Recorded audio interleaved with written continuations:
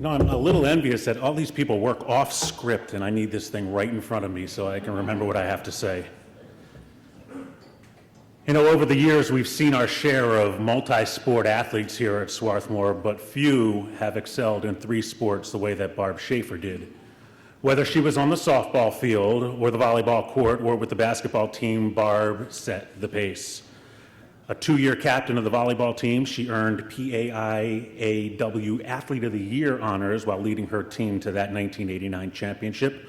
On the basketball court, Barb was a member of the 500-500 club, scoring 532 career points and pulling down 505 career rebounds. And she was untouchable on the softball diamond, hurling 5 career no-hitters and posting a 0.78 career run average. 0.78 career earned run average.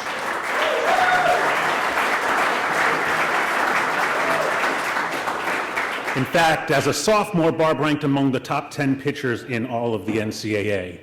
Pretty good at the plate, too, batting .337 for her career. Barb could have done even more had she spent 4 years with the team, but like so many others, Barb opted for a semester abroad instead. Today, she's a professor at Penn State University, is married to Mark Hood from the class of 1992, and they have 2 children. From the class of 1990, please welcome Barbara Ann Schaefer.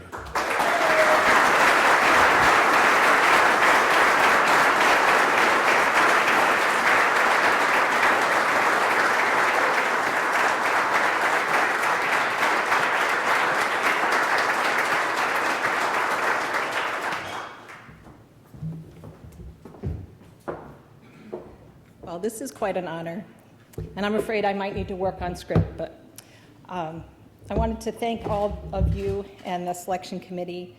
I think one of the unique things about Swarthmore is you really can explore your passions. I'm particularly pleased to join this wonderful group of athletes, coaches, and classmates, and very pleased to be able to share this with my family tonight. As my family knows, one of the first things that you'll see if you walk into my house is there's a stairway and then a kitchen and then a little plaque that's above the kitchen sink that reminds me on a daily basis that we should love deeply, we should laugh often, and we should live well. Love deeply. When I matriculated at Swarthmore, playing 3 sports was something that was comfortable to me. It was something I loved to do, and I wasn't quite ready to give it up. That said, it was probably more of a challenge than I thought, and my GPA was not stellar, but I survived, and I graduated. Preseason volleyball introduced me to what college sports were all about. Jump boxes, plyometrics, training runs, and I swear I saw that very jump box in the field house. I hated that thing. So by day 3 of preseason, I had to, make it back up the stairs in Danawell to get to my room, and I was quite pleased there were no other people around to see me hobble up the stairs. I did survive. I made some of the best friends I had in those first few weeks, and I'm very pleased that we were able to play together for 4 years. And given that we're in the new Matchbox, I would be remiss if I didn't also acknowledge that sports connected me to almost every date that I had in college, and to my boyfriends, and to my husband. He was the statistician on the women's basketball team my last 2 years.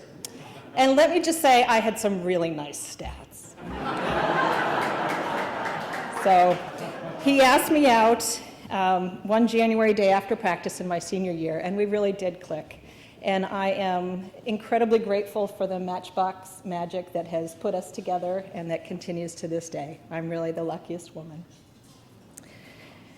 That spring, Mark saw me through a scary neck injury. A batter bunted the ball and then promptly ran me over as she went to first base, so survived that. He saw me through mononucleosis that spring and my senior thesis. I'm not sure which was worse.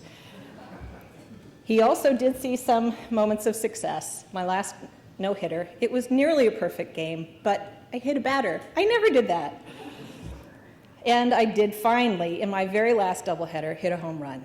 In fact, I was so confused, I kept speeding around the bases until Coach Mark Peterson slowed me down. He's like, whoa, hold up. I'm like, what? What'd I do? He's like, take it easy. You can walk home. Okay. Laugh often. Truthfully, When I arrived here, I was still kind of learning how to play volleyball. I had given up field hockey smartly. Height is no advantage in field hockey.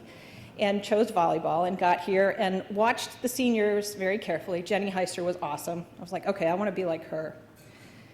In our very first tournament, we were playing Haverford, and I know they're playing Haverford tomorrow. You must beat them. It's a requirement. My first tournament, I go up for a big hit. I swing as hard as I can. I completely miss the ball. I land, and the ball bounces right off the top of my head.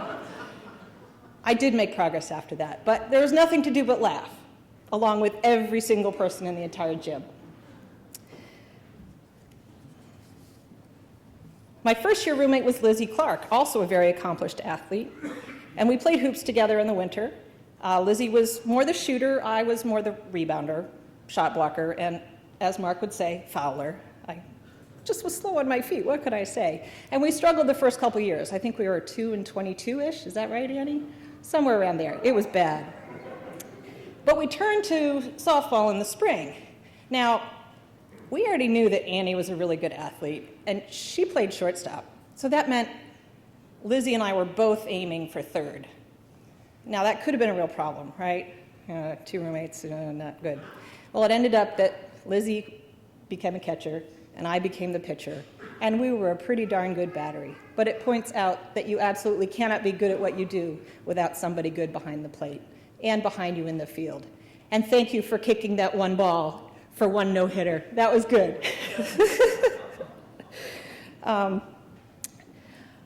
will say, Lizzie got hurt, Deb Cabrera came in, and I don't think she had caught before, but she was game. She was delightful. We didn't have another pitcher, though.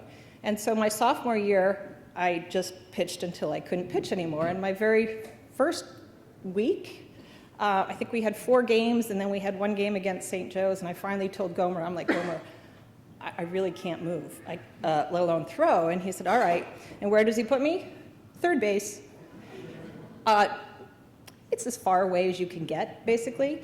And so when the ball came to me, not only could I barely pick the ball up, I think I probably rolled it over to first, but I kept trying.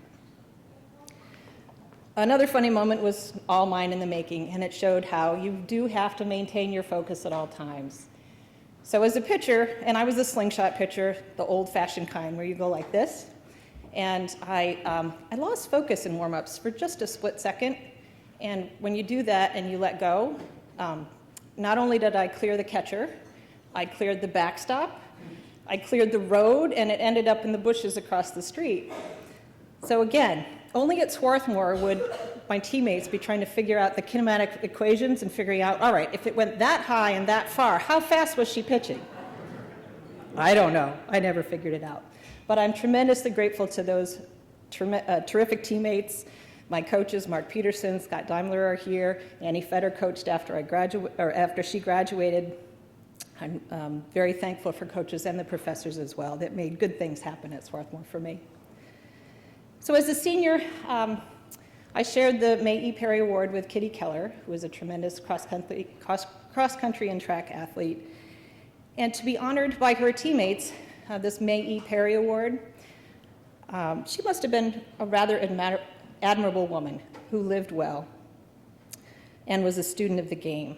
And knowing my interest in athletics and women's history, my dad happened to find a book, Baseball for Girls and Women. It's a 1919 version, I think, Gladys Palmer.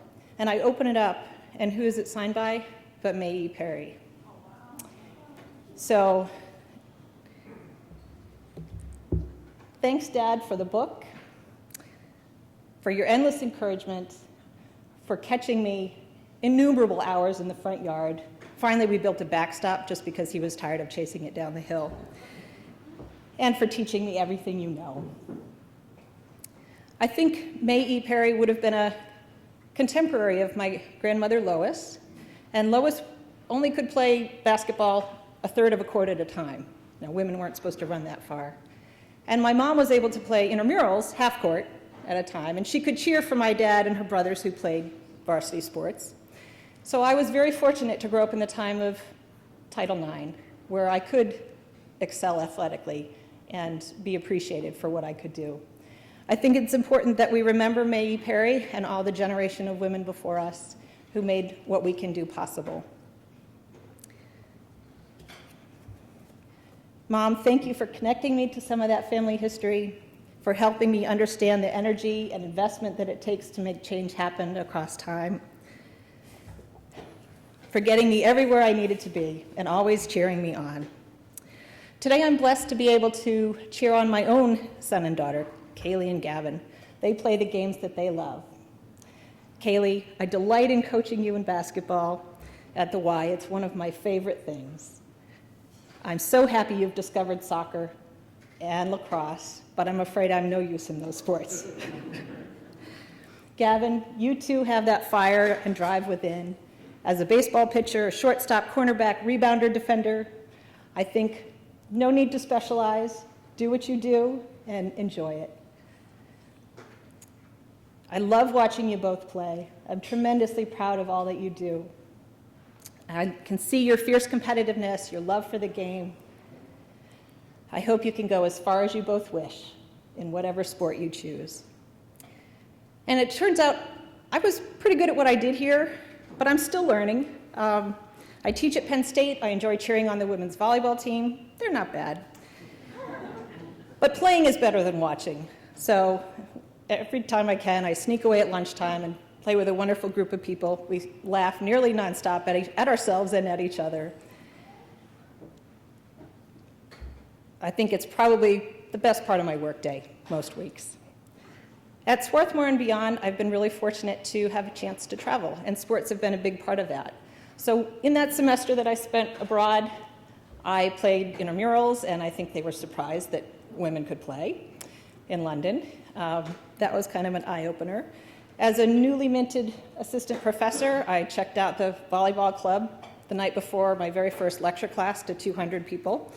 And as I'm walking into class, the vice president of the club, "Oh, Barb, oh, are you the TA?" And I was like, "No, I'm your professor." Thank you. And then on my sabbatical, we spent it in Kathmandu.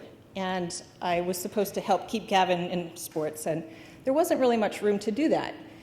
So on the 6th floor of our apartment, he would practice soccer. We tried playing baseball in the parking lot in front, and we broke the neighbor's window. It was really my fault. I should have caught that ball. So we went down to the central plaza, basically, Ratna Park, and we're playing baseball there, and gathered a crowd, because one, it was baseball, and they played cricket, and two, a woman was doing this, and that was also highly unusual. Just this last summer, I was chaperoning undergrads, and my daughter had a chance to join us. We played cricket with some of the staff at our hotel.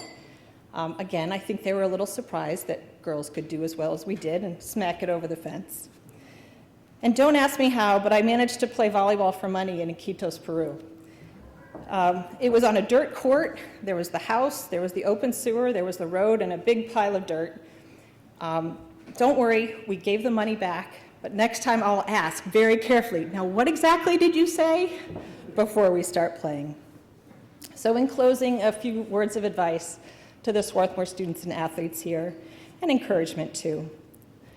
Live well, laugh often, love deeply, study soundly, travel far, play hard, have fun, and for those of you like me who are a little older and a little wiser, don't get hurt. Thank you.